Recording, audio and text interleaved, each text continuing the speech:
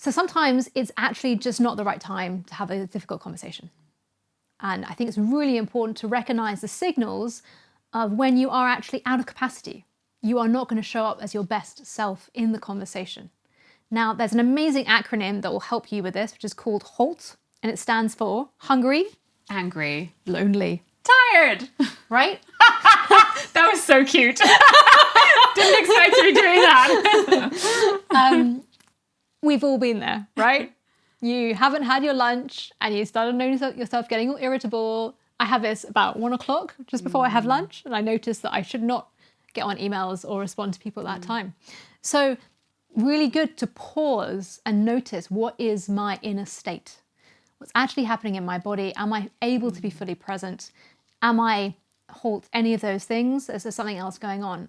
Tom, I am so sick of how I'm having to make all the effort around the house because you always seem to come home late after I've put the kids to bed. And. I can imagine that Tom or whoever is on the receiving end of this doesn't necessarily have the capacity to respond with care, curiosity, and kindness and understanding. And so what he could do is just to say, thank you for bringing this. I notice I really want to be present to this conversation, and I need 20 minutes to be able to come back to myself, or I need 20 minutes just to like walk around the block and come back to this conversation. How would that feel? What am I doing in that? So firstly, I'm sharing a positive intention. I would like to be more present to this conversation. I'd like to have more curiosity towards you. And then you're naming your reality. I have a headache, or I'm struggling to be present, or whatever that might be for you. And then give them a time limit that I think is really important for you to honor. It could be 20 minutes, it could be an hour, for you to come back and be able to resume the conversation. And the last one is just a check-in. How would that be for you?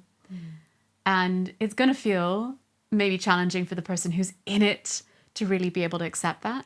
But if you could establish, perhaps even have a conversation with someone who you might regularly be having conflict with about how to really welcome the pause in a conversation, because ultimately it's going to save you. Take time to save time.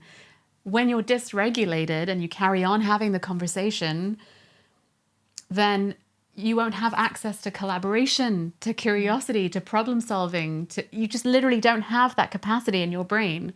So that's why it's really important to have those conversations, to say, like, I'm out of capacity, I'm going to come back. If you want to lean into more difficult conversations in your life and have more intimacy and connection, then feel free to check out our group programs or book a one-to-one coaching call with Georgie or I.